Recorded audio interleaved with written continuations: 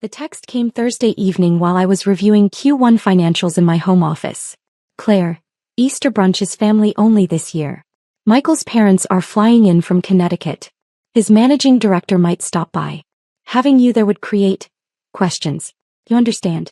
I stared at the message for a long moment. Michael Chen, Goldman Sachs vice president. My sister Claire's fiancé of 8 months. The man she'd been parading around like a trophy since their engagement party at some overpriced steakhouse in Tribeca. I typed back. No explanation needed. No hurt feelings expressed. Just acceptance. My phone buzzed immediately. Claire explained about Easter. It's probably for the best, sweetie. Michael's family is very established. You know how these finance people are.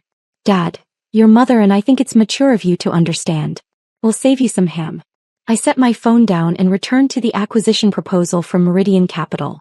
They wanted to buy my fintech company Payroute Analytics for $340 million. All cash. The deal would close in 6 weeks. My VP of Corporate Development had been negotiating for 3 months. Meridian's team was flying in Monday morning for final due diligence. Their managing director, Richard Walsh, would personally lead the meeting. I'd built Payroute from nothing. 5 years ago, I was a data analyst at a mid-tier consulting firm making $68,000 a year. I'd noticed a gap in the market. Small businesses couldn't access the kind of payment routing optimization that enterprise companies used. They were losing 3 to 7% of revenue to inefficient payment processing. So I'd built an algorithm. Started with freelance clients. Reinvested every dollar. Hired my first engineer when I hit $200,000 in annual revenue. Now we processed $8.7 billion in transactions annually for 12,000 clients. My family knew I did something with computers. They knew I had a little tech startup. They'd stopped asking questions years ago when my answers got too technical. Claire had always been the golden child. Phi Beta Kappa at Cornell. Consultant at McKinsey for 3 years before moving to a boutique strategy firm. She made $190,000 a year and never let anyone forget it. When she'd gotten engaged to Michael Chen, the family group chat had exploded with congratulations. Goldman Sachs. Wharton MBA. Vice president at 29. His parents owned a pharmaceutical company. I'd sent, congratulations. Happy for you. Claire had replied privately, thanks. I know this must be hard for you to watch. But you'll find someone eventually. I was 31. Single. No Ivy League degree, just a state school BS in mathematics. From the outside I probably did look like the family disappointment. What they didn't know. I'd been featured in the Wall Street Journal's Tech Founders Under 35 profile 3 months ago. Forbes had ranked Payroute number 47 on their fast-growing private companies list. I'd been invited to speak at FinTech Summit 2024 in Singapore. I kept it quiet deliberately. When you grow up as the overlooked sibling, you learn to move differently. You build in silence. You let results speak. And Monday results would speak very loudly. Easter Sunday I went to my favorite brunch spot in Brooklyn. A quiet French place where nobody knew me. I ordered eggs Benedict and read the Sunday Times. My phone stayed silent. No family photos. No updates. Around 2 p.m. my phone buzzed. Claire, Easter brunch photo. The image showed my parents, Claire, Michael and an older couple I assumed were Michael's parents. Everyone in pastels and spring florals. Champagne flutes raised. The table set with my mother's good china. They were at my parents' house in Westchester. The same dining room where I'd eaten thousands of meals. The same table where I'd done homework while Claire got help from expensive tutors. I zoomed in on Michael Chen. Handsome. Confident smile. Custom suit even for casual brunch. The kind of guy who'd grown up assuming doors would open for him. Wish you were here, sweetie. Saved you a plate. I didn't respond. Instead, I opened my email and reviewed tomorrow's schedule one more time. 9 a.m. Meridian Capital arrival, executive conference room 9:30 a.m., presentation of Q1 financials 10:30 a.m., technology demonstration 11:30 a.m., due diligence Q&A 1 p.m., working lunch 2:30 p.m., terms discussion with Richard Walsh. My assistant had confirmed everything Friday. Coffee preference for each attendee. Dietary restrictions. Car service from their hotel. Richard Walsh. Managing Director at Meridian Capital. Former Goldman Sachs partner. One of the most respected dealmakers in fintech investing. I'd researched him thoroughly. MIT undergrad. Harvard MBA. 30 years in finance. known for personally leading major acquisitions.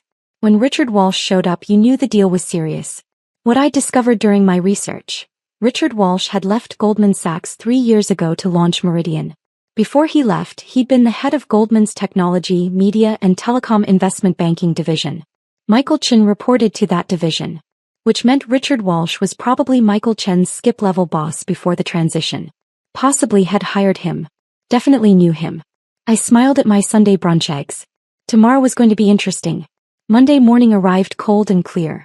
I put on my favorite suit, charcoal Armani tailored perfectly. Red statement heels. Hair pulled back in a sleek ponytail. The Wall Street Journal profile had described my style as understated power. I liked that. My driver picked me up at 7:30. Payroute's headquarters occupied 3 floors of a renovated building in Soho. Exposed brick floor-to-ceiling windows, modern furniture. We designed it to impress. I arrived at 8:15. My executive team was already there. Meridian confirmed arrival for 9 a.m. sharp, my CFO Samantha said.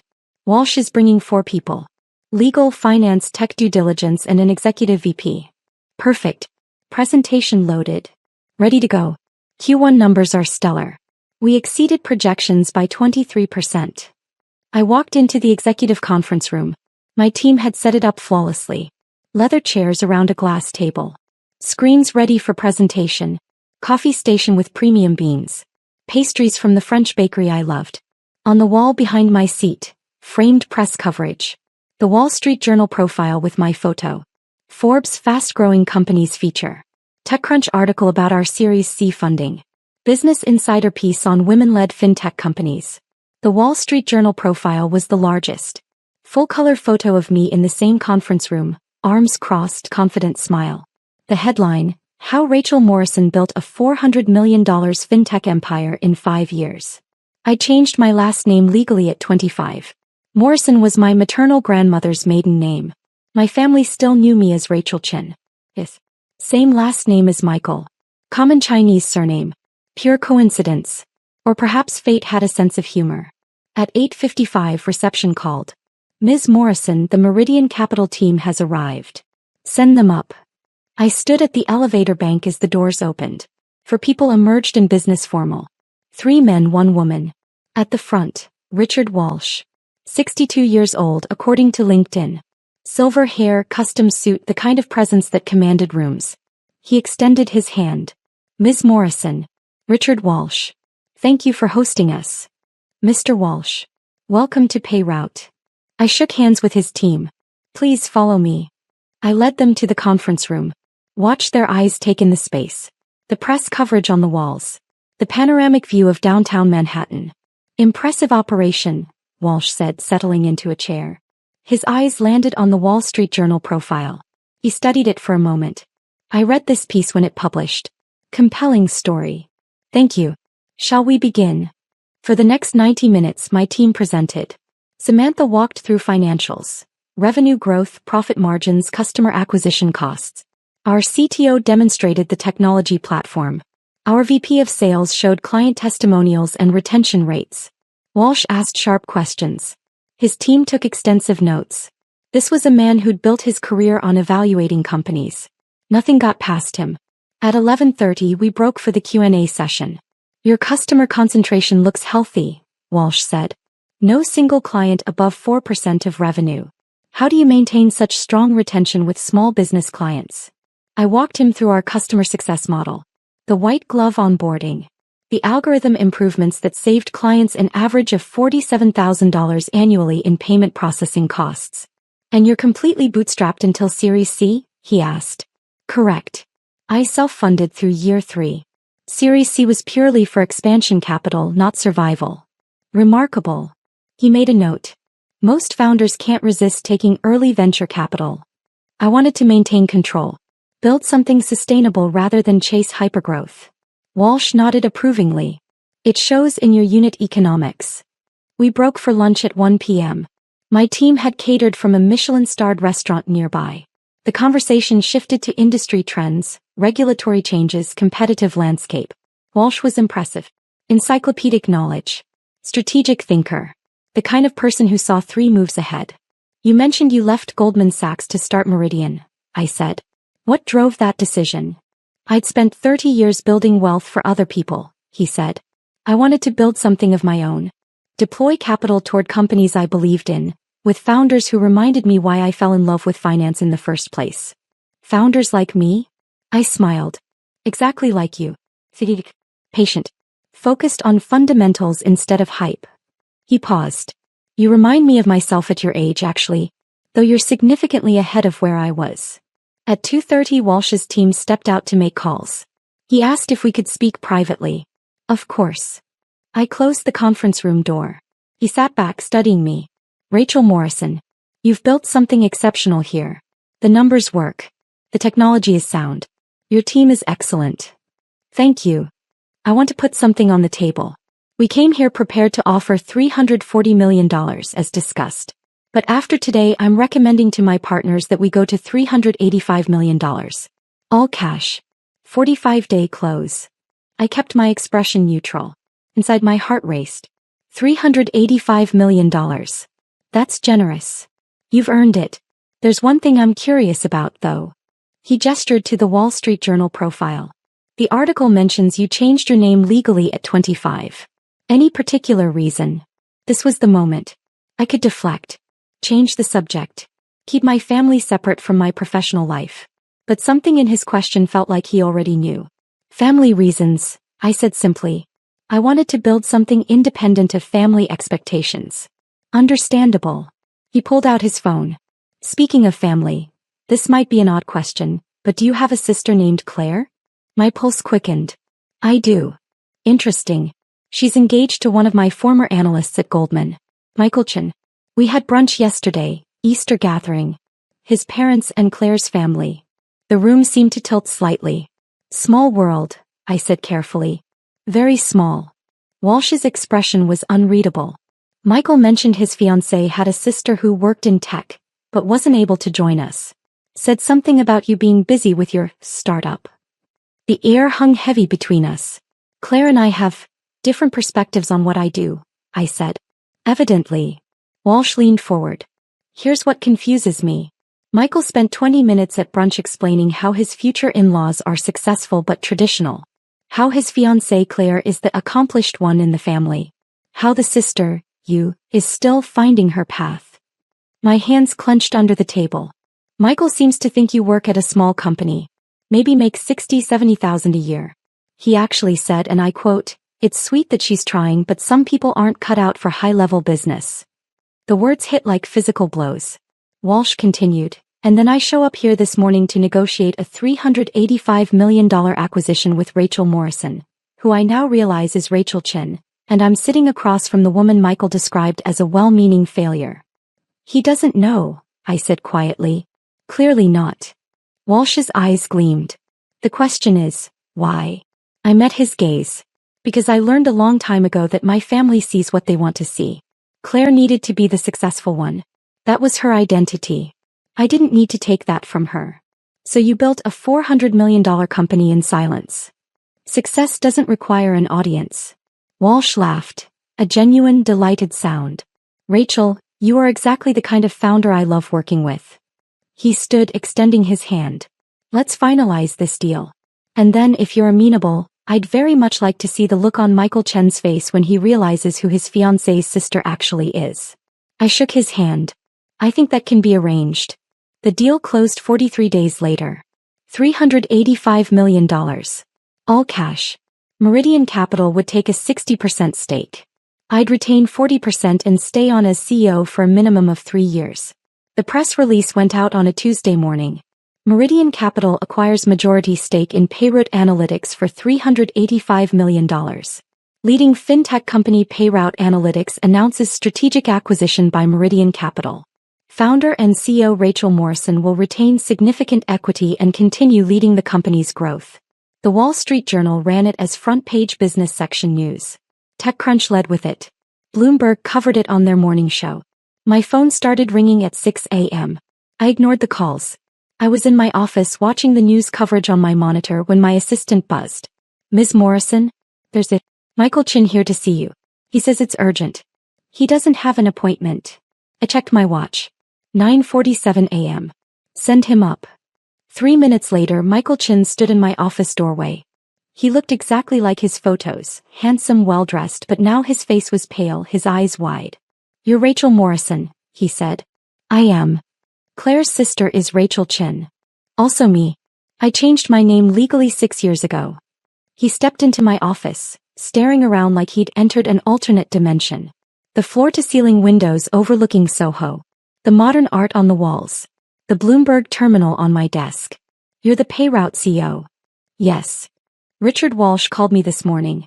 He asked if I knew that my fiancé's sister just closed a $385 million acquisition deal. He asked if I was aware that I'd described her as sweet but not cut out for high-level business at Easter brunch." I said nothing. Michael's voice rose. "You let me say those things. You let Claire tell you not to come to Easter because you'd be awkward around finance people. You let your entire family think you're some kind of struggling tech worker. I never lied about what I do. But you never corrected us. You never asked." I leaned back in my chair. "Michael, when's the last time anyone in my family asked me a single specific question about my work?" He opened his mouth. Closed it. "Claire knows I run a fintech company. She's never asked the name.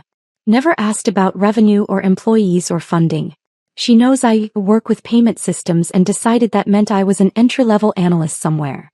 Because you let her think that." "No. Because she needed to think that. Claire's identity is built on being the successful one.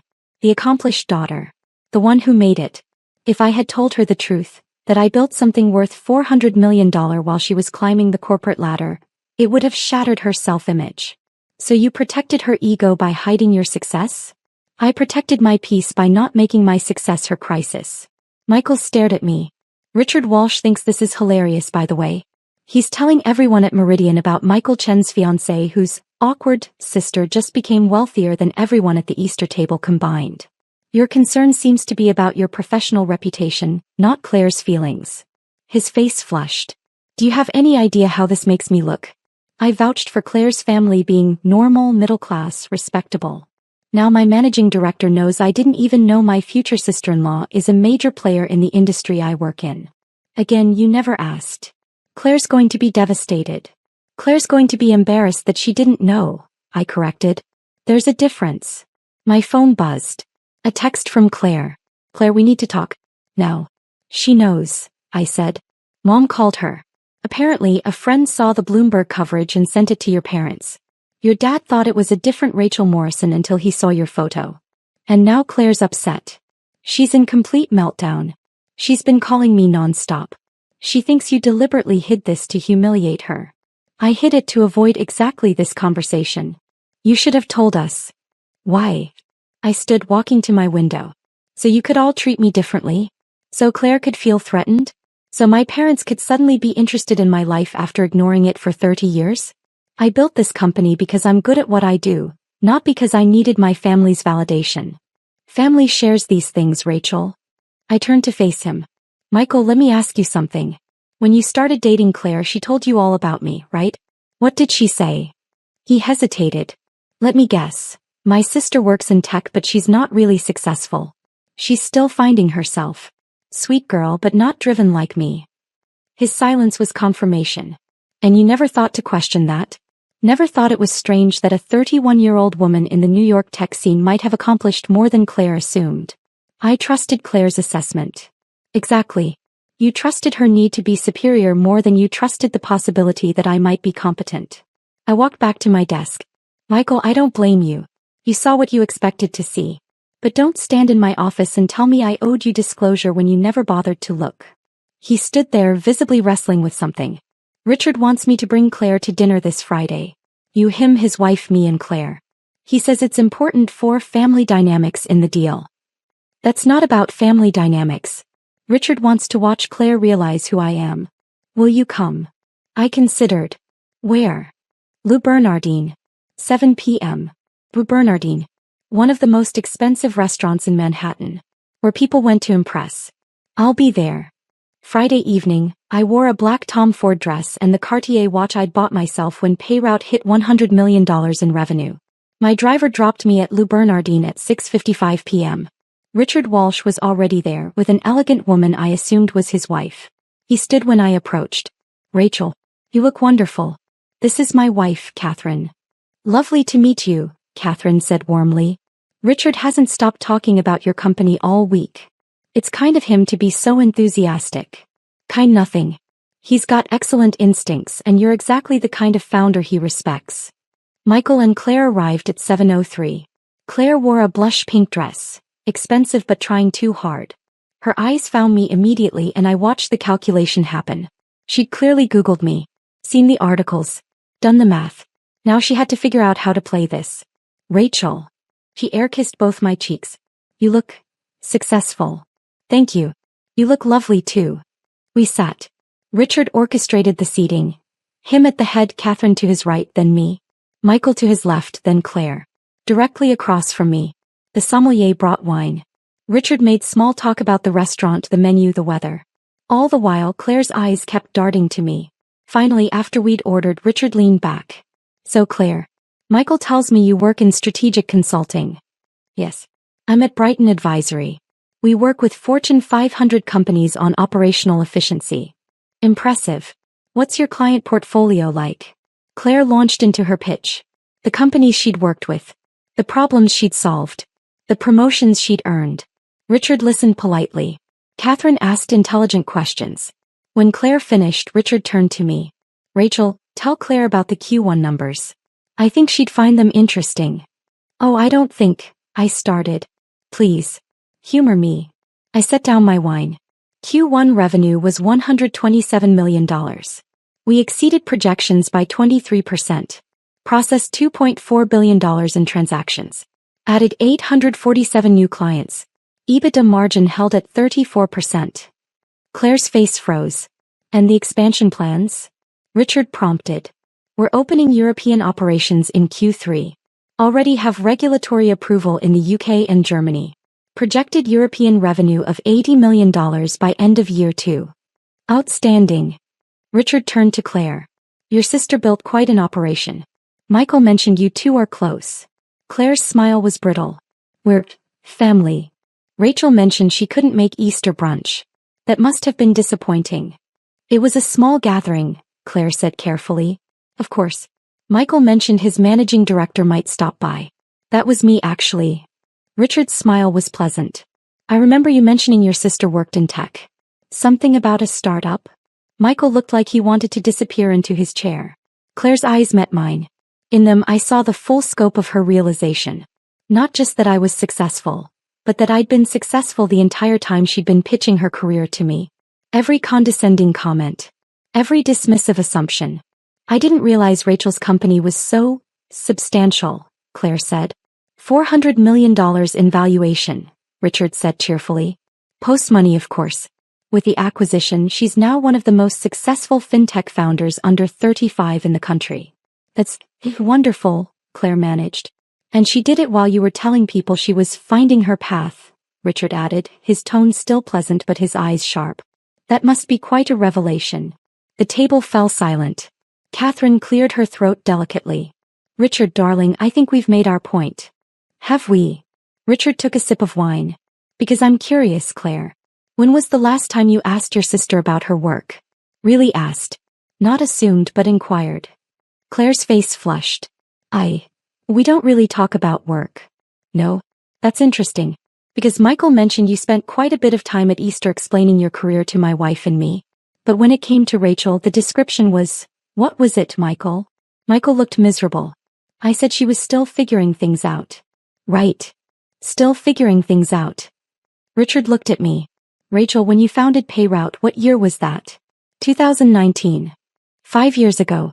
And Claire, how long have you been at Brighton? 4 years. So Rachel was already building a company when you started your current position. And in those 5 years, you never once asked her how it was going? Never checked revenue? Never asked about funding or growth? She never mentioned it was successful. Claire's voice rose slightly. Did you ask if it was? Silence. I set down my fork. Richard, this isn't necessary. Isn't it? He looked at me seriously. Rachel, you're about to become a significant figure in this industry. The deal we closed will make headlines for months. You'll be speaking at conferences, featured in magazines, courted by investors. And your family didn't even know you existed professionally. That was my choice. Was it? Or was it easier to let them underestimate you than to challenge their assumptions? The words hit harder than I expected. Catherine reached across the table, touching my hand gently.